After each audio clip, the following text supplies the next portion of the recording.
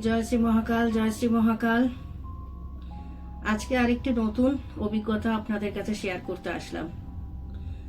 এখনকার দিনে সেটা খুবই দেখা যাচ্ছে, খুব প্রচলিত হয়ে গেছে। কারণ এখন ভগবানের থেকে অপবিদ্যা বা অপশক্তি বা নেগেটিভ এনার্জিকে মানুষ বেশি প্রাধান্য দিচ্ছে।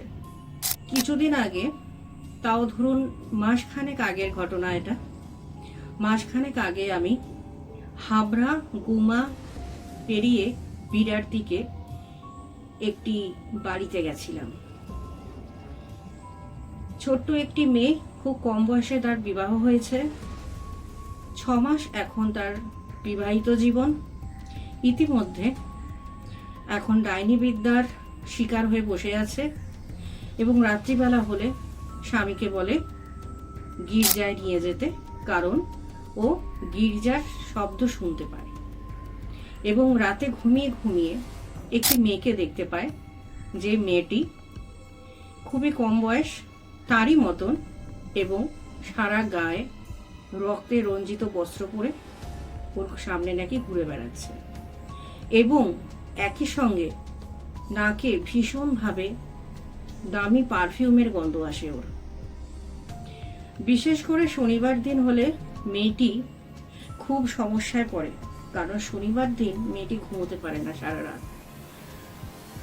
এখন ইদানিং স্বামীর সঙ্গে একই ঘরে সে থাকতে পারছে না, কারণ ও স্বামীকে সহ্য করতে পারছে না। এটি ডাইনি বিদ্যার একটি প্রধান লক্ষ্য।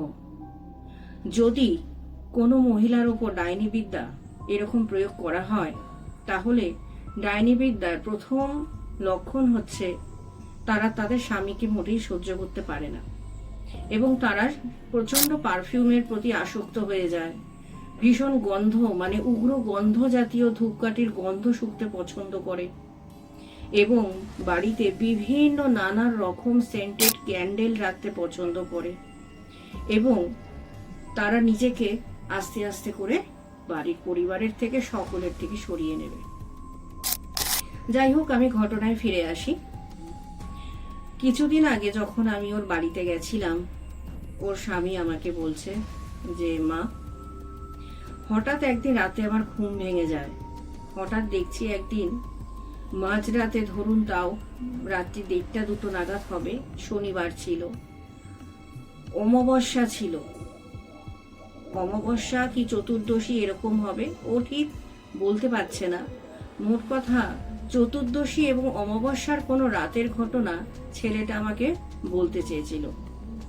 বলছে হঠাৎ করে একদিন রাত্রি 1টা-2টো নাগাদ অমাবস্যার রাত হবে কি চতুর্দশী রাত হবে মা, এটা আমি মনে করতে পারছি না, তবে চাঁদের আলো একদমই ছিল না তখন। একদিন রাত্রিবেলায় দেখছি আমার ছাদের ঘরের দরজাটা খোলা।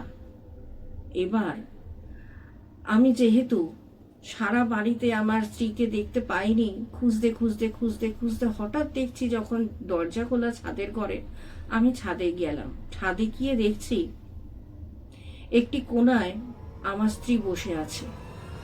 দেখে আমার গায়ের রোমকূপগুলো পুরো দাঁড়িয়ে গেল। একই ঘটনা রাত্রেবেলা। রাত্রেবেলায় সেই মেয়েটি ওরকম ছাদের একটি কোণায় বসে ফ্রিজ থেকে মাংস বের করে নিয়ে গিয়ে ওখানে বসে খাচ্ছে এবং সারাক্ষণ শয়তানের নাম করছে। দেখে তো স্বামী অবাক, বলছে এটা তুমি কি করছো, এত রাতে তুমি মাংস খাচ্ছ? বলছে মাংস খাচ্ছি তো তাও ভালো, আমি থাকতে পারছি না, আমি ঘুমালে আমার সামনে একটি মেয়ে উপস্থিত হয়ে যাচ্ছে, সারা গায়ে রক্তে রঞ্জিত একটি বস্ত্র পরা মেয়ে, এবং তার মুখ থেকে অনর্গল রক্ত বেরোচ্ছে, তার হাতে মাংসের টুকরো। এবং আমারও তখন থেকে মাংস খেতে ইচ্ছে হয়, যার জন্য আমি থাকতে না পেরে ছাদে চলে এসেছি এবং আমি খোলা আকাশ চাই। আমি ঘরের 4 দেয়ালের মধ্যে থাকতে পারছি না। নানা রকম ভাবে তার স্বামী তাকে বুঝিয়ে ঘরে নিয়ে আসলো। নিয়ে আসার পর কিছুক্ষণ পরে হঠাৎ ওর হাতের সামনে একটি ভারী বস্তু দিয়ে স্বামীকে প্রহার করলো জোরে। তারপর থেকে হেন কোনো দিন নেই যে রাত্রিবেলায় ওর স্বামীকে ঘর থেকে বার করে না বা ভারী জিনিস দিয়ে তাকে প্রহার করে না। যতক্ষণ স্বামীকে প্রহার না করে, যতক্ষণ স্বামীকে অকর্তভাবে গালিগালাজ না করে, ততক্ষণ ও ঠিক থাকতে পারে না। এখন মোটেই ওর স্বামীকে সহ্য করতে পারে না। তো এরই একটি উপায় বার করবার জন্য কেন তার স্ত্রী এরকম করছেন, এবং সে এখন ঘর থেকে মোটেই বেরোয় না, চার দেয়ালের মধ্যে বন্ধ থাকে, এবং চতুর্দশী অমাবস্যা তিথি হলে তাকে আর ঘরে থাকতে দেখা যায় না। সে মাঝরাতে কোনো না কোনো রকম ভাবে চোখের আড়ালে ছাদে গিয়ে বসে থাকে, এবং মাছ বা মাংস এখন স্বামী জানে লাগবে, আগে থেকে এনে রাখে। কারণ না রাখলে সে ঘরে আর থাকবে না, তাকে ঘরে রাখা যাবে না। এমনও তার স্বামীকে বলেছে, তুমি যদি আমার জন্য এই জিনিসগুলো না এনে রাখো, তাহলে আমি কিন্তু উলঙ্গ অবস্থায় ঘর থেকে বেরিয়ে যাব, এবং আমার কানে যে গির্জার শব্দ আসে, আমি যেখানেই আমি গির্জা পাবো আমি সেখানে চলে যাব। তো ঘটনাটি, ওর স্বামী অনেক মন্দিরে গেছে, অনেক তান্ত্রিকের কাছে গেছে, কিন্তু তারা বলছে ব্ল্যাক ম্যাজিক অ্যাপ্লাই হয়েছে, ব্ল্যাক ম্যাজিক অ্যাপ্লাই হয়েছে, তাই এমন করছে। কিন্তু ব্ল্যাক ম্যাজিকের মধ্যেও তো অনেক ভ্যারাইটি আছে, যে কি হয়েছে, তার ওপর বান মারা হয়েছে, না চালানের কাজ আছে, না কোনো কিছু চালান তো অনেক রকমের, প্রেত চালান, না পিসার চালান, কি চালান হয়েছে তার উপরে। অনেক সময় তো এখন তো দেখা যাচ্ছে যে মুসলিমে সুলেমানি তন্ত্রের জিন চালানো হচ্ছে, তাহলে কি চালানো হয়েছে তার উপর, কি ক্রিয়া করলে সে এই সমস্যা থেকে নিষ্কৃতি পাবে। সেই জন্যই আমাকে ডেকে পাঠানো হয়। কিন্তু আমি যখন দেখলাম, সেখানে একদম নির্দ্বিধায় বলতে পারলাম যে ডাইনি বিদ্যা হয়েছে। কারণ যেই যেই কথাগুলো মেয়েটি আমাকে বলছে, যেমন ভাবে বলছে, যা যা পছন্দ, ওর ঘরে এখন যা যা জিনিস উপকরণ রেখেছে, সবগুলো এক একটা ডাইনি বিদ্যার সামগ্রী।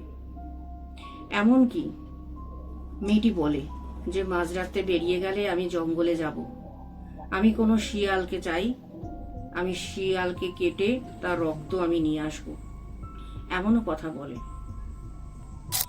তো যাই হোক, এরকম নানান রকম ঘটনা আমি সম্মুখীন হই, গিয়ে দেখি, এবং সেটা পরে সেটাকে আমি কিভাবে সেটাকে সলভ করব সেটাকে নিয়ে আমি একদম চেষ্টা করি, এবং এখনো পর্যন্ত এই ধরনের যত সমস্যা আছে সেটাকে আমি নির্মূল করতে পেরেছি আমার মহাকালের আশীর্বাদে। তো এই ধরনের নানান রকম অভিজ্ঞতা আমি বলেছিলাম যে আপনাদের কাছে শেয়ার করব, এবং কি ক্রিয়া করে আমি এটাকে খণ্ডন করেছি সেটা আমি আমার পডকাস্টগুলোতে শেয়ার করব।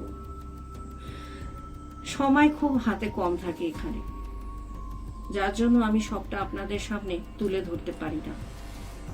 তো আমি আপনাদেরকে কথা দিয়েছিলাম যে প্রত্যেকটা ঘটনার কি কি ক্রিয়া করে আমি এগুলোকে সলভ করছি, এবং তার কি কি উপকরণ লাগে, আমি সবগুলো কোনো না কোনো পডকাস্টের মাধ্যমে আমি আপনাদের সামনে নিয়ে আসব। আগামী পডকাস্টে আমি নিশ্চয়ই এই ঘটনাটা কিভাবে আমি সলভ করলাম, ডাইনি বিদ্যা কাটানোর কি প্রসেস হতে পারে, তার কি কি উপকরণ লাগে, কোন স্থান লাগে, আমি সবগুলো তখন সেখানে আপনাদেরকে উদ্ঘাটন করব রহস্য। আপাতত নতুন ঘটনার অপেক্ষায় থাকুন, সকলে ভালো থাকবেন, এবং আমার পডকাস্টগুলো অবশ্যই ফলো করবেন, লাইক দেবেন, শেয়ার করবেন, আমার পেজটাকেও ফলো করবেন, সাবস্ক্রাইব করে রাখবেন। এই ধরনের নানান অভিজ্ঞতা আমি আপনাদের সামনে তুলে ধরব। আপাতত আজকের মতন বিদায় নিলাম। জয় শ্রী মহাকাল, জয় শ্রী মহাকাল, জয় শ্রী মহাকাল।